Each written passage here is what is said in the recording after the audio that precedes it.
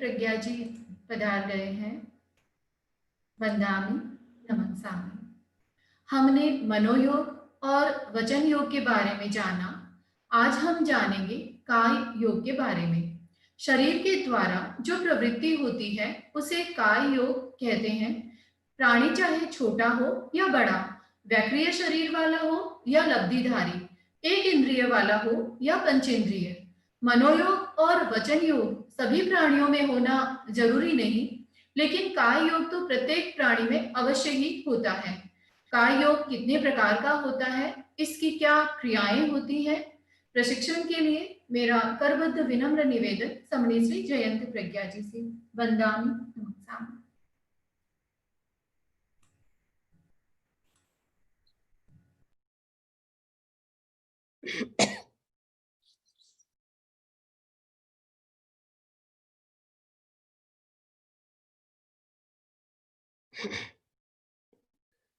महाप्राण ज्योतिपुंज पूज्य गुरुदेव के चरणों में वंदन। उपस्थित भाइयों और बहनों, योग के बारे में हमारी चर्चा चल रही थी। मनोयोग और वचन योग को आपने समझा।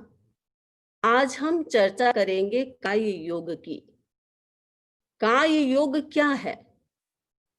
मनोयोग और वचन योग को समझने के बाद आपको ये तो पता चल गया होगा कि योग किसे कहेंगे। योग का अर्थ होता है प्रकंपन। जो हमारी बॉडी में प्रकंपन होता है उसको हम योग कहेंगे। शरीर, औदारिक शरीर, शरीर अलग होता है। शरीर के भीतर में जो प्रकंपन है वो प्रकंपन योग कहलाते हैं। आप पिक्चर में देख रहे हैं, एक शरीर है। शरीर तो डेड बॉडी का भी होता है, लेकिन जब उस शरीर में प्रकंपन पैदा होता है तब वह काय योग कहलाता है। और काय योग एक जीवित व्यक्ति में ही होता है, जीवित प्राणी में होता है। काय योग डेड बॉडी में नहीं होता। इस चित्र में आप देख रहे हैं कि पूरे शरीर में प्रकंपन है। हमारे पूरे शरीर में भी ऐसे ही प्रकंपन चलते हैं। बाहर प्रकंपन ज्यादा है, स्थूल प्रकंपन ज्यादा है, इसीलिए हम सूक्ष्म प्रकंपन को पहचान नहीं सकते। प्रेक्षया ध्यान में चैतन्य केंद्रों की बात आती है कि आप चैतन्य केंद्र प्रेक्षा करें, पर्टिकुलर केंद्र को जागृत करें।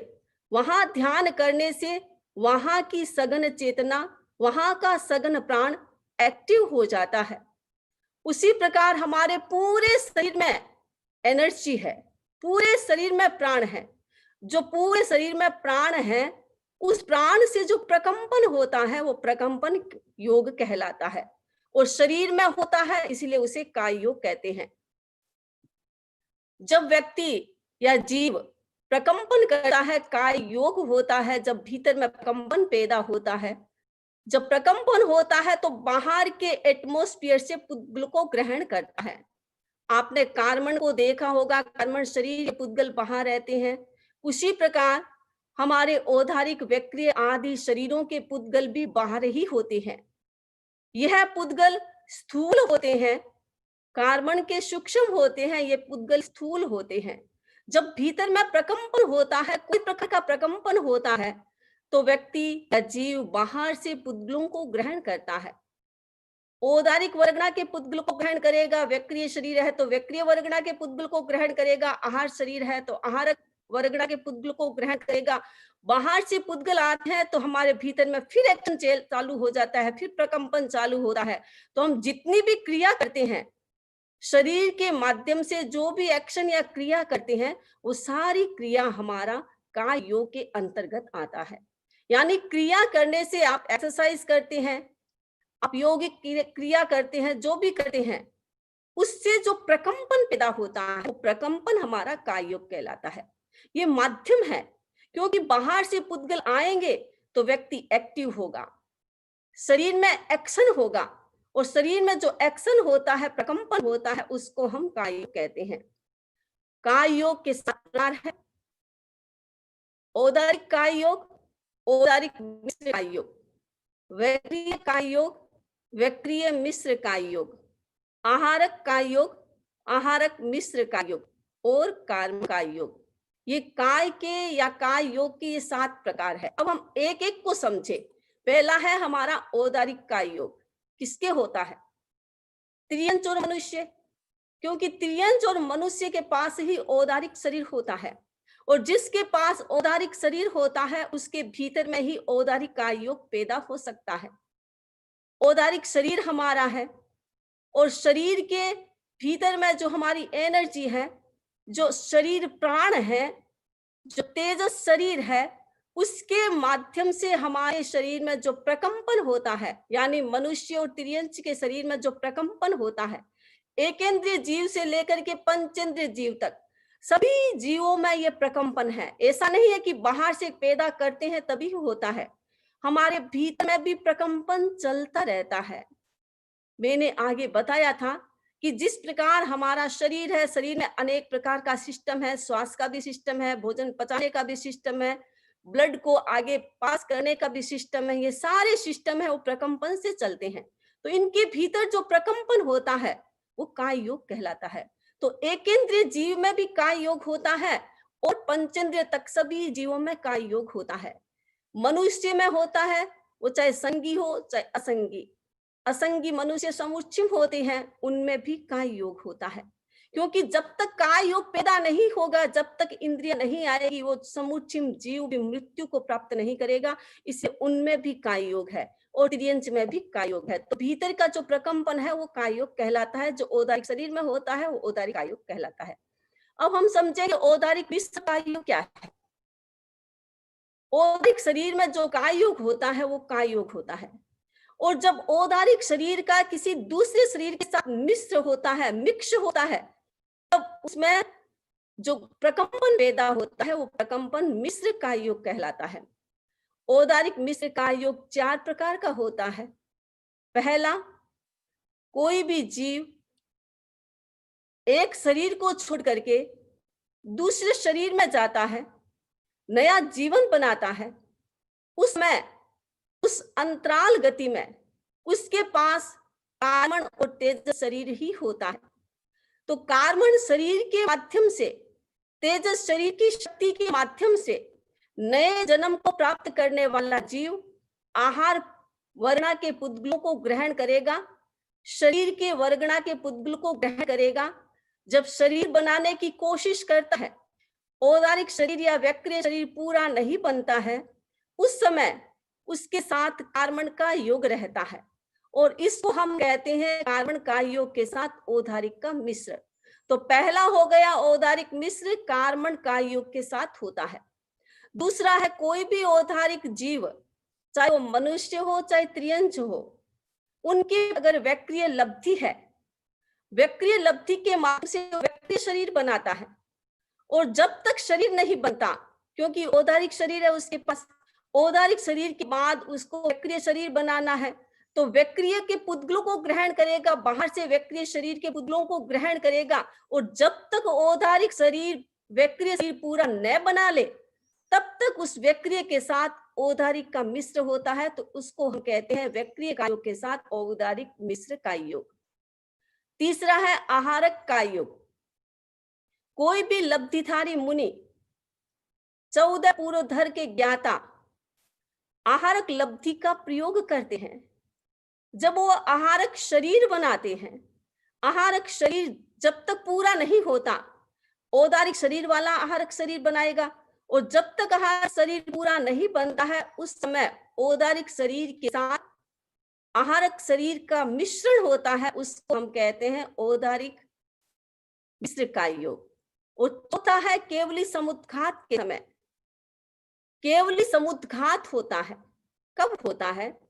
जब केवलियों का आयुष्य अंतर्मूर्त का होता है और वेदनीय कर्म बहुत ज्यादा होते हैं। अब अंतर मुहूर्त के अंदर पूरे वेदनीय कर्म को खपा नहीं सकते, इसीलिए केवलियों का समुद्घात हो जाता है। समुद्घात का मतलब है प्रस्फोटन। जो भी कर्म शरीर में कर्म है उसको बाहर प्रस्फोटन करना।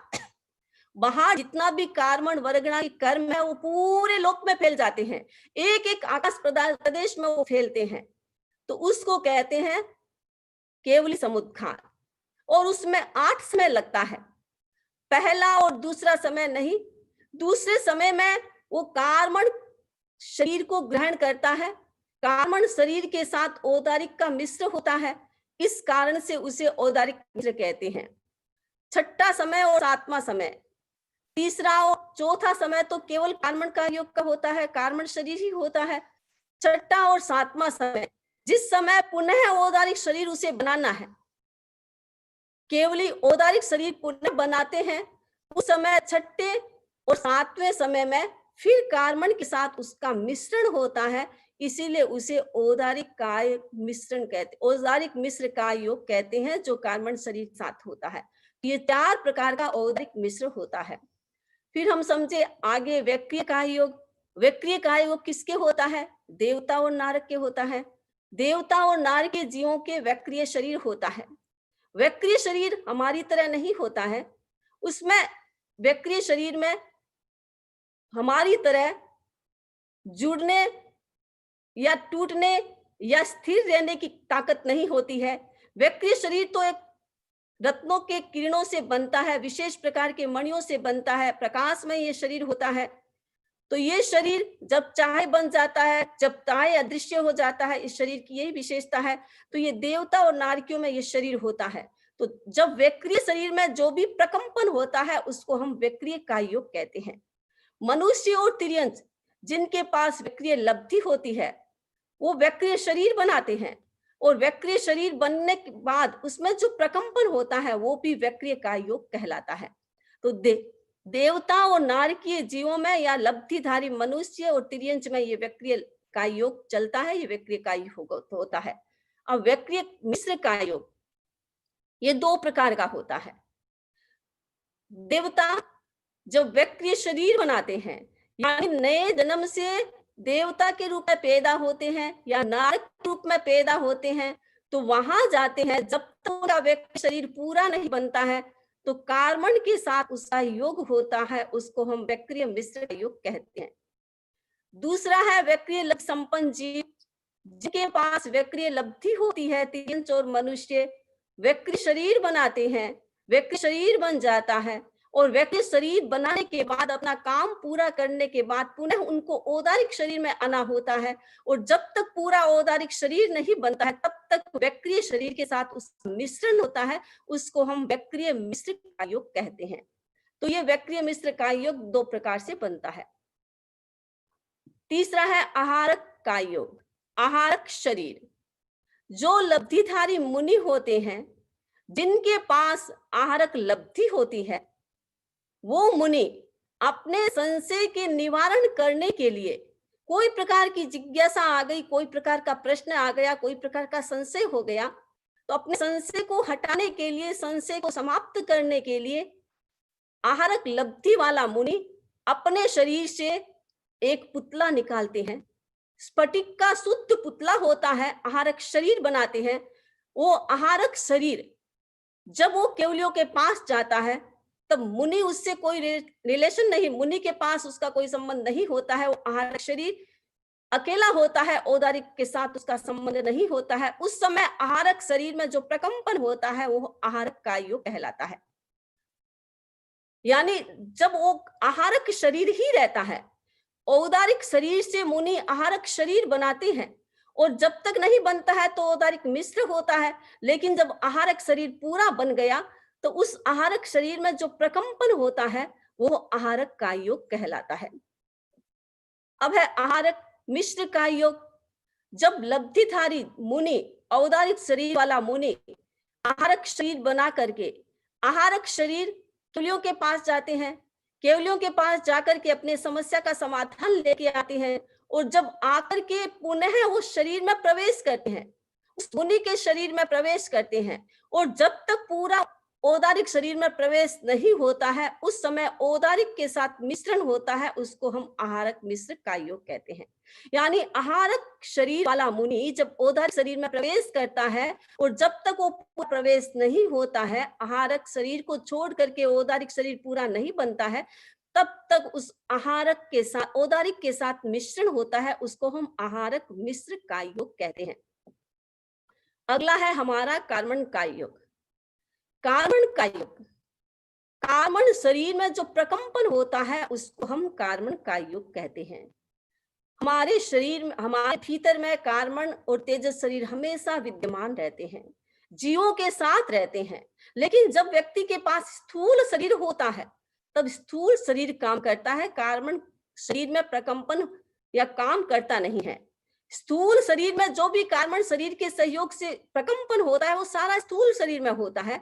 इस औदारिक या व्यक्तिय शरीर में होता है, आहारक शरीर में होता है। उस समय कार्मण शरीर रहता है, लेकिन प्रकंपन वाली बात केवल औदारिक शरीर में या व्यक्तिय शरीरों में रहती है, यानी स्थूल शरीर में रहती है। इस कारण से उसमें कार्मण का योग नहीं। लेकिन जब जीव औदारिक शरीर को छोड़ देता है, व्यक्तिय शरीर को छोड़ देता है, उस समय केवल कार्मण का योग, कार्मण शरीर और तेजस शरीर उसके साथ रहता है। तो तेजस शरीर की शक्ति से कार्मण शरीर में प्रकंपन पैदा होता है। जीव के द्वारा प्रकंपन पैदा किया जाता है जब जीव पुरुषार्थ करता है, यानी वो भी कब, ऋजु गति में नहीं, केवल ऋजु गति और वक्र गति, दो प्रकार की अंतराल गति में जो गति होती है, उस ऋजु गति में यह कार्मण का योग नहीं होता है, केवल वक्र गति में होता है। यानी जीव उस समय उसको आहार उसके पास है नहीं, वो अनारक होता है, भोजन उसके पास नहीं है, तो तेजस शरीर उसके पास है, उसकी तो शक्ति लेगा और कार्मण शरीर से काम करेगा।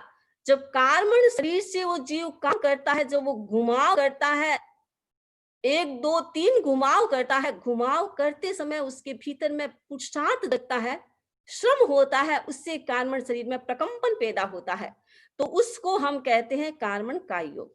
यानी तेजस शरीर उसके साथ होता है और तेजस शरीर की शक्ति से कार्मण शरीर में प्रकंपन पैदा होता है, उसको हम कहते हैं कार्मण काय योग। वो अंतराल गति में वक्र गति के समय ही होता है। अब अगला है काय योग। काय योग हमने बात की, 7 काय योग की। अब है काय योग। जैसे वचन योग और मन योग को हमने शुभ अशुभ बताया था, उसी प्रकार काय योग भी शुभ और अशुभ दोनों प्रकार का होता है। इसमें शुद्ध काय योग भी होता है। शुभ काय योग का मतलब है शरीर से जो भी आप शुभ क्रिया करते हैं, प्रवचन सुनते हैं, सामायिक करते हैं, जप करते हैं, कोई भी भक्तामर करते हैं या प्रतिक्रमण करते हैं, या कोई भी 25 बोल आदि तत्व ज्ञान आप सीखते हैं, अथवा एक्सरसाइज करते हैं, योगिक एक्सरसाइज करते हैं, उससे हमारा शुभ योग होता है। साधु को शुद्ध दान देते हैं, शुभ योग होता है। जो भी शरीर से शुभ क्रिया होती है, जिसमें हिंसा नहीं होती है, हिंसा का पुट नहीं होता है, उस क्रिया को हम शुभ योग, शुभ काय योग कहते हैं। यानी शुभ क्रिया से हमारे शरीर में जो प्रकंपन होता है वो शुभ काय योग है। अशुभ काय योग हिंसा करना, झूठ बोलना, छल कपट करना, गुस्सा करना, अहंकार करना, परिग्रह करना, गलत काम करना, गलत क्रिया करने से, गलत एक्शन करने से हमारे भीतर में जो प्रकंपन पैदा होता है वो अशुभ काय योग कहलाता है। और तीसरा है शुद्ध काय योग। शुभ काय योग, अशुभ काय योग हर संसारी प्राणी के होता है, लेकिन शुद्ध काय योग मुनि के होता है। जो मुनि भीतर से एकदम शुद्ध परिणाम वाला होता है, मेडिटेशन की मुद्रा में आचार्य महाप्रज्ञ जी को हमने महसूस किया है, देखा है, ध्यान की मुद्रा में बैठते ध्यान करते भीतर में इतनी पवित्रता होती है। बाहर, क्योंकि बाहर का एटमॉस्फेयर या बाहर का ओरा पवित्र होता है, तो इसका मतलब भीतर में पवित्रता है। जहां कषाय का पुट कम होता है, कषाय कम होती है, ऐसे मुनि के भी शुद्ध काय योग हो सकता है, और हमारे केवली तीर्थंकर आदि के शुद्ध काय योग ही होता है, क्यों उनके भीतर में कषाय नहीं होती है। कषाय न होने के कारण केवल योग होता है, प्रकंपन होता है, प्रकंपन से जो कर्म आता है वो कर्म झड़ जाता है, इसीलिए केवल शुद्ध काय योग होता है। देखा जाए तो ये 3 प्रकार का काय योग है, लेकिन रियल में देखा जाए तो न तो वचन का काय योग होता है, न मन का काय योग होता है। काय योग तो मात्र केवल एक ही होता है, यानी योग केवल काय योग का ही होता है, यानी काय का ही योग होता है। शरीर हमारा है, मन और वचन तो शरीर के ही पार्ट है। अगर शरीर नहीं है तो मन और वचन तो पंगु है, अपने आप में कुछ नहीं कर सकते।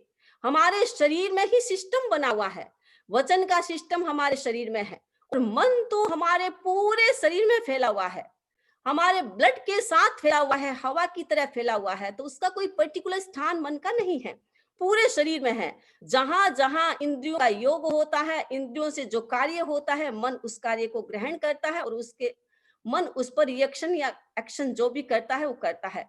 तो मन योग हमारे शरीर में मन का स्थान वैसे पर्टिकुलर नहीं होता, पूरे शरीर में मन का योग होता है। इसीलिए रियल में तो एक काय योग ही होता है, मनोयोग या वचन योग नहीं, केवल काय योग ही माना जाता है। तो ये काय योग पूरे शरीर में प्रकंपन, यानी मन में भी प्रकंपन हुआ, मनोद्रव्य में भी प्रकंपन हुआ, वचन द्रव्य में भी प्रकंपन हुआ, तो वो काय योग में ही होता है, तो वो काय योग ही कहलाता है। फिर भी औपचारिकता की दृष्टि से या कार्य की दृष्टि से मनोयोग और वचन योग को भी मान लिया गया है। ये काय योग पूरे शरीर में। एक बार ये प्रश्न पूछा गया था कि केवली में कितने काय योग मनोयोग होता है, तो द्रव्य मनोयोग होता है, केवली में भाव मन नहीं होता, द्रव्य मन होता है। उस समय मनोयोग भी हो सकता है, सत्य मनोयोग और व्यवहार मनोयोग हो सकता है, क्योंकि द्रव्य मन चलता है और मन में जो भी प्रकंपन होगा भाव मन से तो नहीं होगा। वो प्रकंपन कब होता है? जब कोई भी अनुत्तर विमान के देवता प्रश्न पूछते हैं, केवलियों को प्रश्न पूछते हैं। अनुत्तर विमान के देवता केवली के सामने नहीं आते हैं, वहां से अपने स्थान पर बैठे बैठे अपने ज्ञान से प्रश्न पूछते हैं और केवली उनका उत्तर देते हैं। अब केवली उत्तर कैसे देंगे? केवली के पास भाव मन तो है नहीं, तो केवली का तो उपयोग होता है, ज्ञान दर्शन का उपयोग होता है। उस उपयोग से केवली का जो उत्तर होता है वो केवली के शरीर में, पूरे शरीर में उसके प्रकंपन पैदा होते हैं। जो भी केवली ने उत्तर दिया उसका प्रकंपन पूरे शरीर में पैदा होते हैं और अनुत्तर विमान के देवता उन प्रकंपनों के आधार पर उत्तर को ग्रहण कर लेते हैं। तो प्रकंपन जो शरीर में पैदा होता है केवली के उपयोग से, उत्तर से वो प्रकंपन शरीर में पैदा होता है। अवधि ज्ञान वाले देवता, अनुत्तर विमान के देवता अपने अवधि ज्ञान से केवलियों के शरीर में जो प्रकंपन होता है उस प्रकंपन को ग्रहण करते हैं, तो उसको मनोयोग भी कहते हैं। यानी द्रव्य मन के ऊपर जो प्रकंपन हो रहा है आत्मा के सहयोग से, भाव मन का सहयोग नहीं है, आत्मा का सहयोग है। आत्मा के सहयोग से जो शरीर में प्रकंपन होता है, मन के द्रव्य पर जो प्रकंपन होता है, अनुत्तर विमान के देवता उस प्रकंपन को पहचानते हैं, उससे वो उत्तर होते हैं। इसको मनोयोग कहते हैं, यानी सत्य मनोयोग और व्यवहार मनोयोग केवली में माना जाता है, क्योंकि काय योग होते के कारण। काय योग में ही सारा प्रकंपन होता है, भाव मन नहीं होता, केवल द्रव्य मन होता है, वो काय के अंतर्गत आता है, इसलिए उनमें सत्य मनोयोग और व्यवहार मनोयोग माना जाता है। तो ये काय योग 3 प्रकार का होता है, शुभ काय योग, अशुभ काय योग और शुद्ध काय योग।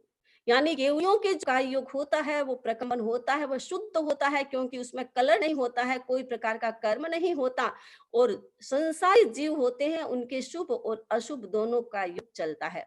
तो ये काय योग की हमारी चर्चा हुई। अब इसके बारे में जो भी आपकी जिज्ञासा प्रश्न है आप पूछ सकते हैं। बहुत बहुत कृतज्ञता वंदामी आपके प्रति। अनुराग जी सेठिया, उनके बाद राजेंद्र कुमार जी लूनिया तैयार रहे।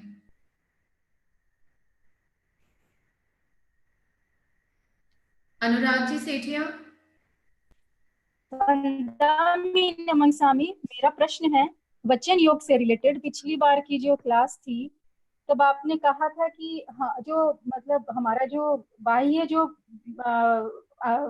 ब्रह्मांड है उसमें ही सारे पुद्गल होते हैं, उनको हम आकर्षित करते हैं। तो क्या ये पुद्गल जो है वो ये शुभ और अशुभ होते हैं, या प्राणी की जो प्रवृत्ति होती है वो शुभ और अशुभ होती है? हाँ, पुद्गल बाहर होते हैं वो शुभ और अशुभ नहीं होते हैं, वो तो पुद्गल ही होते हैं। लेकिन हाँ, उनमें सब प्रकार के कलर होते हैं, काला भी होता है, लाल भी होता है, पीला भी होता है, हरा भी होते हैं, सारे कलर होते हैं, लेकिन पुद्गल शुभ अशुभ नहीं होते हैं। जीव के योग से, जीव के परिणाम से, जीव के राग देश की प्रवृत्ति से वो शुभ या अशुभ बनता है। जब जीव उसको ग्रहण करता है, बाहर से पुद्गलों को ग्रहण किया और आत्मा के साथ उन पुद्गलों का संबंध होता है, जब वो पुद्गल बंद बन जाता है तभी अशुभ शुभ के रूप में जाने जाते हैं। राजेंद्र कुमार जी लूनिया, उनके बाद गरिमा जी जैन तैयार रहे। वंदामी नमन स्वामी, मेरा थोड़ा प्रश्न हट करके है। जो औदारिक शरीर और आहरक शरीर से पुतला निकला, दोनों में आत्म प्रदेश रहते हैं, और दूरी जाने पे क्या उनका संपर्क टूट जाता है या आत्म प्रदेशों का संपर्क बना रहता है? हाँ, ये बताइए। आत्म प्रदेशों का संपर्क रहता है, लेकिन आहारक शरीर वालों में औदारिक शरीर नहीं होता, इसीलिए केवल आहारक शरीर के ही प्रकंपन होते हैं। पर हाँ, आहारक शरीर का उस औदारिक के साथ, आत्म प्रदेशों के साथ संबंध स्थापित रहता है, यानी संबंध बना रहता है। गरिमा जी जैन, उनके बाद संजू जी दुग्गड़ तैयार रहे। गरिमा जी जैन। वंदामी नमन स्वामी, मेरा भी आहारक शरीर रिलेटेड ही प्रश्न है। दो बात पूछना है मुझे। एक तो आहारक शरीर का, जब वो आहारक शरीर निकलता है, अगर अपने मनुष्य जाति की वर्गना करे, जैसे कर्म भूमिज, अकर्म भूमिज और अंतल द्विपज, तो क्या वो जो आहारक शरीर निकलती है उसको भी हम एक मनुष्य का टाइप में ले सकते हैं? और दूसरा, जस्ट इन केस होता तो ये 2-3 समय के अंदर ही है कि वो आहारक शरीर जाता है और प्रश्न का जवाब लेके आ जाता है, पर जस्ट इन केस ऐसा हो कि आहारक शरीर अगर निकला हुआ है, उसी समय जो मुख्य औदारिक शरीर है वो किसी कारण से अगर उनका प्राण छूट जाए, या मतलब कोई उनकी हत्या कर दे या कुछ ऐसा हो जाए, तो भी वो आहारक शरीर लौट के उस मृत औदारिक शरीर में आती है क्या? ये 2 क्वेश्चन है वंदामी। तो ऐसा है कि औदारिक शरीर, आहारक शरीर को हम मनुष्य नहीं कहेंगे, क्योंकि वह आहारक लब्धिधारी मुनि की लब्धि है, वो एक शक्ति है, उस शक्ति को हम आहार मनुष्य के रूप में नहीं गिनेंगे। और दूसरा बात है कि आहारक शरीर वाला मुनि ने आहारक शरीर बनाया, और आहारक शरीर बनाने वाला वहां जाता है, वो 14 पूर्वधर मुनि होता है, उसकी अकाल मृत्यु नहीं होती है। और दूसरी बात है कि अगर आहारक लब्धि वाले मुनि की सपोज मृत्यु हो जाती है, जिस मुनि ने ये बनाया है उसकी मृत्यु हो जाती है, तो वो शक्ति है उनकी, वो शक्ति वहीं खत्म हो जाएगी, क्योंकि उन्होंने ये शक्ति भेजी है, आत्म प्रदेशों के साथ उसका कनेक्शन रहता है। तो जैसे ही मुनि की मृत्यु होती है तो वो शक्ति भी समाप्त हो जाती है। संजू जी दुग्गड़, उनके बाद सीआर जी पगारिया तैयार रहे। वंदामी नमन स्वामी, मेरा प्रश्न सत्य मनयोग से लेकर है। जब हम भिक्षु स्वामी की गीतिका गाते हैं, आओ आओ भिक्षु स्वामी, तो वो तेरस आती है उसमें, तो वो हम तो डेली गाते हैं, संगान उस दिन तेरस भी नहीं होती है, तो असत्य का दोष लगता है क्या उसमें? और दूसरा मेरा प्रश्न सन्मति प्रज्ञा जी से है। कल जो उन्होंने लोकस्य का बताया था, तो जैसे हमारा समय करने का टाइम अलग है, तो उस समय अगर लोग ये उपसर्गरम स्त्रोत का पाठ करते हैं तो दोष लगता है क्या? कृतज्ञ। तो पहला प्रश्न आपका, आप रिपीट करें प्रश्न वापस।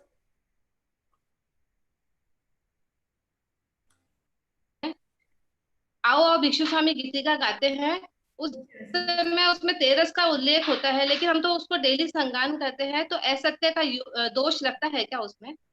नहीं, वो वचन का दोष नहीं लगता है, क्योंकि ये सापेक्ष वचन है। तो सापेक्ष वचन यानी हम तेरस को गाते हैं, तो आचार्य भिक्षु का जन्म तेरस को हुआ था, आचार्य भिक्षु का मतलब इस देह का परित्याग भी तेरस को हुआ था, तो इसीलिए वो असत्य वचन नहीं है। अगर उसको हम गाएं तो उसमें कोई असत्य वचन की बात नहीं होती है।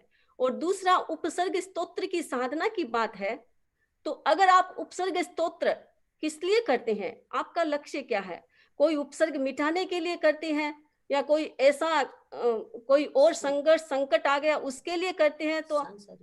तो सांसारिक कार्य के लिए अगर आप उपसर्ग स्तोत्र की साधना करते हैं तो आपको सामायिक में नहीं करनी चाहिए।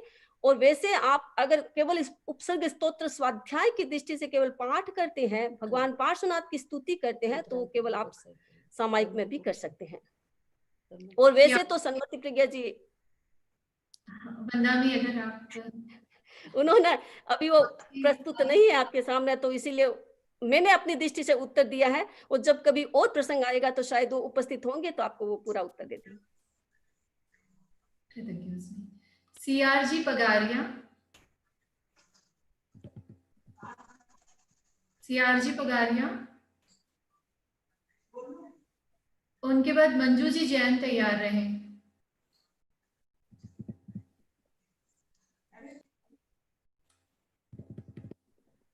मंजू जी जैन।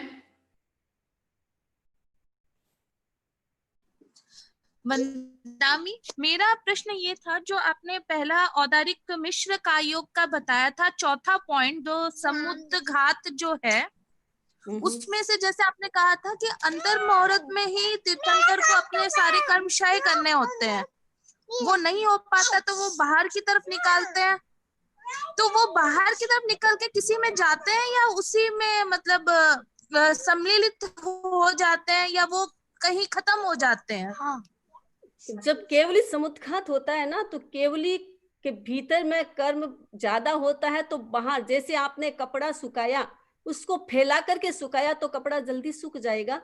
गीला कपड़ा है, उसको ऐसे ही आपने टप में डाल के रख दिया तो वो जल्दी सूखेगा नहीं। वही प्रोसेस है, केवली समुद्घात होता है तो कर्म ज्यादा होता है तो पूरे आकाश प्रदेश में फैलते हैं, क्योंकि वो कर्म तो पुद्गल है, और केवल ने अपने आत्म प्रदेश को खींचा वहां से और पुद्गलों को छोड़ा, तो पुद्गल पुद्गल बन गए हैं, पूरे वापस ब्रह्मांड में पुद्गल के रूप में उपस्थित हो गए हैं। इसीलिए उसको हम अचित्त महास्कंद भी कहते हैं। वो केवल पुद्गल है, किसी शरीर में नहीं जाता है। जैसे हम कोई भी एक्शन करते हैं, हमारी क्रिया करते हैं, और हमारी क्रिया से जो पुद्गल बाहर हम छोड़ते हैं, तो पुद्गल कोई दूसरे शरीर में नहीं जाते हैं, वो पूरे ब्रह्मांड में फैलते हैं, क्योंकि वो पुद्गल बन जाते हैं। एक अंतिम जिज्ञासा वंदामी, नरेश जी कोठारी। नरेश जी कोठारी।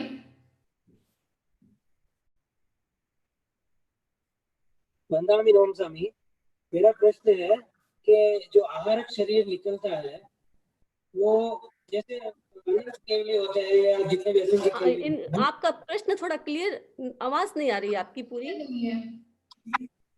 वंदामी नमन स्वामी, आवाज आ रही है ना? हाँ, अब आ रही है। मेरा प्रश्न है कि जब आहारक शरीर निकलता है लब्धधारी मुनि के शरीर से, तो वो कौन सी केवली के पास जाता है या कौन सी तीर्थंकर के पास जाता है? वो कोई भी, अब जिनको जो सुविधा होती है, आहारक लब्धि वाले को सुविधा होती है, जहां तीर्थंकर उनके नजदीक होते हैं, केवली उनके नजदीक होते हैं, तो उनके पास वो भेजते हैं आहारक लब्धि का पुतला, और वहां से उत्तर लेके आते हैं। बहुत बहुत